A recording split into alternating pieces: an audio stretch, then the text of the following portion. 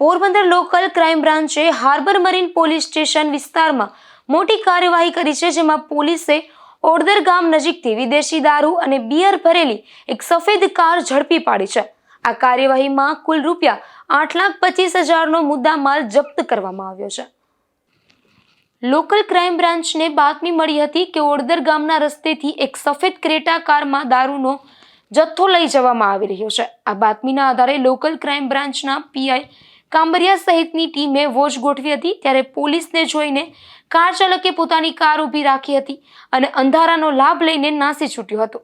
પોલીસે કારની તપાસ કરતા તેની પાછળની સીટ અને ડેકીમાંથી વિદેશી દારૂની 336 નાની મોટી બોટલો અને 96 બિયરના ટીન મળી આવ્યા હતા. આ સમગ્ર કાર્યવાહીમાં કુલ ₹8,85,920નો મુદ્દામાલ જપ્ત કર્યો છે.